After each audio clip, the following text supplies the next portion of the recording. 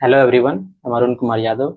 Video के इस series में हम लोग देख रहे हैं प्रश्नावली 12.2 क्षेत्रमिति 10th का मैथमेटिक्स है हिंदी मीडियम में। अब तक हम लोग 2.2 का क्वेश्चन नंबर 1 से 7 तक देख चुके हैं। इसमें देखेंगे क्वेश्चन नंबर 8 जो कि लास्ट क्वेश्चन होगा इस प्रश्नावली का, और एक क्षेत्रमिति यानी पृष्ठीय क्षेत्रफल एवं आयतन का भी लास्ट क्वेश्चन है। इसके साथ हम लोग समाप्त करते हैं पृष्ठीय क्षेत्रफल एवं आयतन। आइए पहले क्वेश्चन को पढ़ते हैं। एक गोलाकार कांच के बर्तन की एक बेलन के आकार की गर्दन जिसकी लंबाई 8 सेंटीमीटर यानी h और व्यास यानी d 2 सेंटीमीटर है, जबकि गोलाकार भाग का व्यास 8 सेंटीमीटर है, यानी गोलाकार भाग का व्यास इतना। इसका मतलब क्या है कि एक मान लीजिए कि एक ऐसा गोला है, ठीक है, और उसको पकड़ने के लिए एक जो सिलिंड्रिकल जो होता है ना शेप, सुराही समझ सकते हैं। सुराही पूरा गोल समझ लिए नीचे, और उसका जो ऊपर वाला पार्ट जो हैंडल होता है इसे पकड़ने के लिए, उसको क्या बोल सकते हैं, उसको बेलन समझ लीजिए। ये वही कहना चाह रहा है। इसमें भरे जा सकने वाले पानी की मात्रा मापकर एक बच्चे ने यह ज्ञात किया कि इस बर्तन का आयतन इतना है। जांच कीजिए कि उस बच्चे का उत्तर सही है या नहीं, मानते हुए कि उपरोक्त मानक आंतरिक मापन है और पाई इक्वल टू 3.14 यानी पाई इक्वल टू 12/7 यहाँ पे नहीं लेना है, ये ध्यान में रखना है। तो पहले तो इसे हम पिक्चर को ड्रॉ कर लेते हैं। तो थोड़ा सा पतला कर लेते हैं इसको। ये मान लेते हैं इसका हैंडल हो गया, ठीक है, और ये गोला मान लेते हैं हम, जो कि गोला बोल भी रहा है।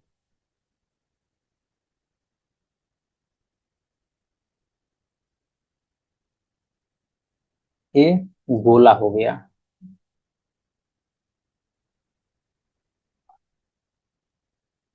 इसे मान लीजिए ऐसे ही गोला है पूरा ही, ठीक है, और ये इसके ऊपर अध्यारोपित है, ये वाला हैंडल है, ठीक है। तो ये गोला का जो आर है और ये क्या है, इसके ऊपर ही अध्यारोपित है, ये बेलन हो गया, ठीक है, यानी इसका हैंडल है, कांच को पकड़ने के लिए हैंडल है, ठीक है। अब इसको मान लेते हैं हम क्या, कैपिटल आर।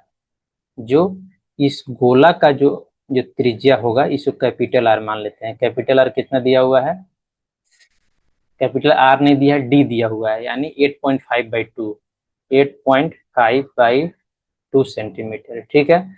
अब देख लीजिए इसका लंबाई यानी हैंडल का जो लंबाई है कितना दिया हुआ है, स्मॉल एच,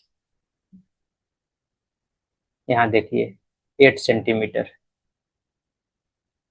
तो व्यास यानी इसका व्यास जो है ये डी मान लीजिए, स्मॉल डी। तो इसका स्मॉल आर भी मानेंगे हम। स्मॉल डी कितना दिया हुआ है, 2 सेंटीमीटर दिया हुआ है। तो अब इसका आयतन निकालना है कि कितना इसमें पानी समा सकता है। आइए क्वेश्चन को पहले तो हम समझ लिए, शुरू करते हैं। पहले मान लेते हैं जो बेलन है उसका, फिर गोला का। माना कि बेलन की त्रिज्या, ठीक है, क्या है, स्मॉल आर है। स्मॉल आर तथा ऊंचाई कितनी है, ऊंचाई स्मॉल एच है। इसलिए आर क्या लिख सकते हैं हम, आर इक्वल टू, बेलन का व्यास ही दिया है तो एक बार लिख देते हैं, बेलन का व्यास डिवाइड बाई 2। बेलन का व्यास कितना है, 2 centimetre divide by 2 equal to 1 centimetre. तथा एच भी दिया हुआ है, एच कितना दिया हुआ है, 8 सेंटीमीटर। अब मान लेते हैं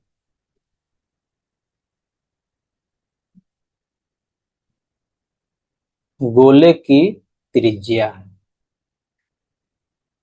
गोले की त्रिज्या क्या है, आर है। यहाँ तथा लिख दीजिए, गोले की त्रिज्या आर है। तो क्या लिख देंगे हम, इसलिए आर इक्वल टू गोले का व्यास डिवाइड बाई 2। तो व्यास कितना है, 8.4 सेंटीमीटर डिवाइड बाई 2। ठीक है, तो पिक्चर को लेते हैं हम और चलते हैं नेक्स्ट नेक्स्ट पेज में।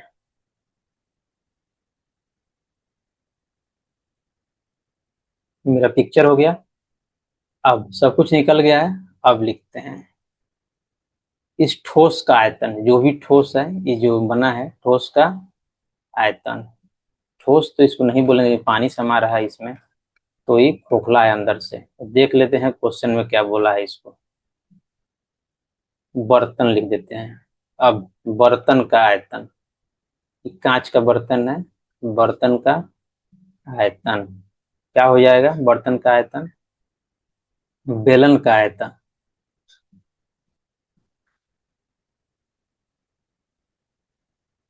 प्लस गोले का आयतन, यानी गोला का आयतन, नीचे वाला पार्ट। गोला बेलन कौन है? ई वाला। और गोला कौन है? ई वाला। तो बेलन का आयतन क्या होता है? पाई आर स्क्वायर एच। और गोला का आयतन क्या होता है? 4/3 पाई कैपिटल आर का क्यूब, यानी कैपिटल आर यहाँ माने हैं। तो आइए यहाँ पे पाई खाली कॉमन हो जाएगा, यहाँ बच जाएगा R square H plus 4/3 R का पावर क्यूब। पाई बाहर रहने देंगे। आर कितना है? 1 है, स्मॉल आर, यानी इसको बोल रहे हैं यहाँ पे स्मॉल आर 1 सेंटीमीटर d/2। तो 1 का स्क्वायर एच, एच कितना है? 8 प्लस 4/3, यहाँ पे आर क्यूब कितना है? आर कितना है? 8.5 डिवाइड बाई 2, तो पावर क्यूब लिख देंगे। ठीक है, अब बाहर में क्या आ जाएगा? Centimetre cube. तो 1 का स्क्वायर 1 इंटू 8 क्या हो जाएगा? 8। यहाँ हो जाएगा 4/3। अब आइए ऊपर क्या हो जाएगा? 8.5, 8×5 = 13 इंटू 8.5 इंटू 8.5, और नीचे क्या बच जाएगा? 2 इंटू 2 इंटू 2, यानी सेंटीमीटर क्यूब। तो दो को दो से यहाँ ध्यान दीजिएगा, ये 2×2 = 4 हो जाएगा, तो ये क्या कट जाएगा? कट जाएगा।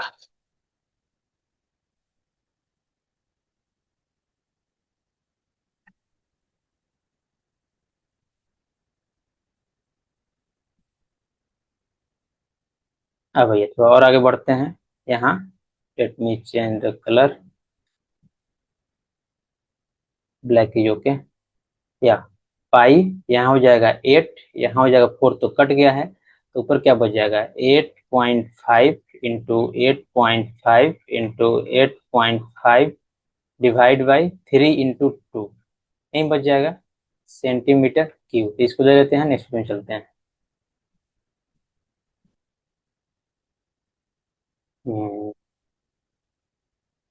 Crop, let me crop this.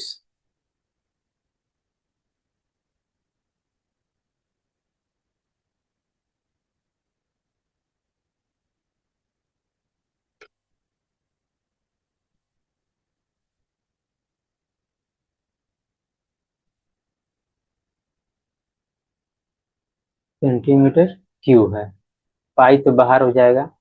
अब इसका एलसीएम ले लेते हैं। एलसीएम क्या हो जाएगा? 6 हो जाएगा, तो 8 इंटू 6, ऊपर तो सेम ही रहेगा। 8.5 इंटू 8.5 इंटू 8.5, ठीक है, centimetre cube divide by pi into 8×6 = 48 plus इसको ऐसा ही रहने देंगे। सॉरी, इसको हम लोग गुना करके ही लिख देते हैं। तो 8.5 इंटू 8.5 कितना होगा, उसको हम देख लेते हैं।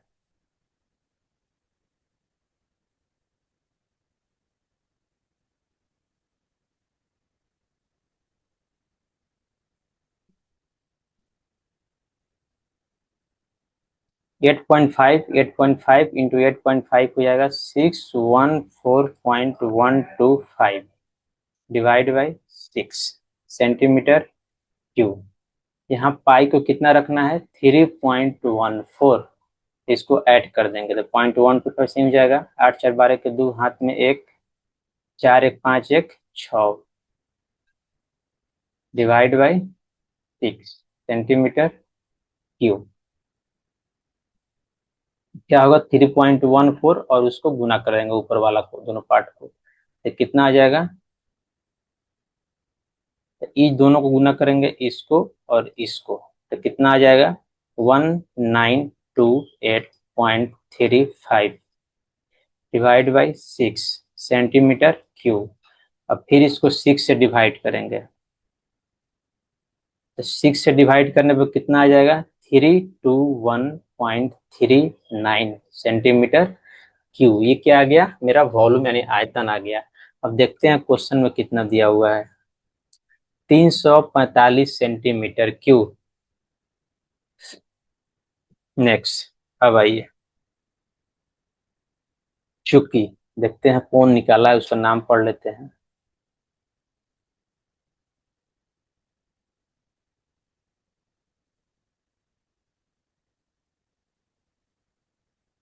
नाम नहीं दिया हुआ है, लेकिन चूंकि बच्चे द्वारा निकाला गया आयतन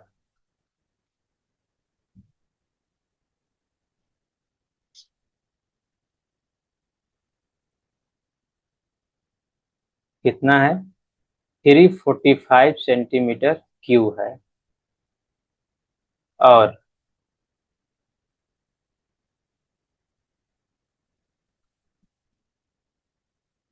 वास्तविक आयतन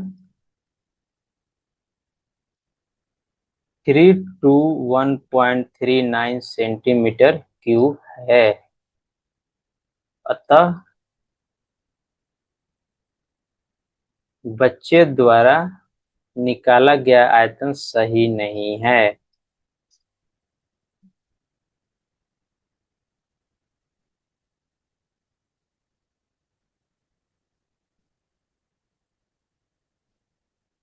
सही नहीं है, यही मेरा आंसर हो गया। यदि आपको फिर से एक बार मैं चेक कर लेता हूं, इससे क्या निकल गया कि बच्चे जो द्वारा जो आयतन निकाला गया है क्या है, सही नहीं है। आइए अब चलते हैं नेक्स्ट पेज में। तो हम लोग इस वीडियो में क्या देखें, इस जो वीडियो का सीरीज है पृष्ठीय क्षेत्रफल और आयतन, इसको क्षेत्रमिति भी बोलते हैं। तो क्षेत्रमिति के सीरीज में यानी चैप्टर 12 के सीरीज में हम लोग देखें प्रश्नावली 12.1 एंड 12.2। इसका एक एक क्वेश्चन को हम लोग सोल्व किए हैं, एक एक क्वेश्चन को बिना किसी क्वेश्चन को छोड़े हुए। इसका भी सिमिलरली एक एक क्वेश्चन को सोल्व किए हैं बिना किसी क्वेश्चन को छोड़े। तो आप यदि क्षेत्रमिति खुद से भी पढ़ना चाहते हैं बिना किसी टीचर का भी, तो लेक्चर 0 से स्टार्ट कीजिए, जिसमें रोड मैप के बारे में बताया गया है कि हम कैसे खत्म कर रहे हैं, कैसे पढ़ेंगे, कितना इंपॉर्टेंट है एग्जाम पॉइंट ऑफ व्यू से। और पिछले साल यानी PYQ प्रीवियस ईयर क्वेश्चन में 2025 में कितना नंबर का पूछा गया है, सब डिटेल में आपको बताया गया है। फिर लेक्चर 1 में इसके कंसेप्ट को डिस्कस किया गया है। कंसेप्ट यानी 12.1 चैप्टर एंड 12.2 चैप्टर, सारे कंसेप्ट को एक ही जगह डिस्कस कर दिया गया है। लेक्चर 1 देख लीजिएगा तो आप आसानी से 12.1 एंड 12.2 प्रश्नावली सोल्व कर सकते हैं। यदि नहीं भी सोल्व कर पाइएगा तो एक एक क्वेश्चन आप देखते जाइए, आपका कंसेप्ट सारा क्लियर होते जाएगा। इसी के साथ हम लोग चैप्टर 12 समाप्त करते हैं। देखते हैं नेक्स्ट चैप्टर हम क्या स्टार्ट करने वाले हैं। प्रोबेबिलिटी है कि हम AP स्टार्ट करेंगे, यानी अर्थमेटिक प्रोग्रेशन, इसको बोलते हैं हिंदी में समांतर श्रेणियां। समांतर श्रेणियां AP हम लोग पढ़ेंगे। तो इसी के साथ क्षेत्रमिति का सीरीज समाप्त होता है। यहाँ तक बने रहने के लिए, यदि यहाँ तक वीडियो देख रहे हैं आपका बहुत बहुत शुक्रिया, बहुत बहुत धन्यवाद। और मिलते हैं नेक्स्ट वीडियो के सीरीज में। Thank you.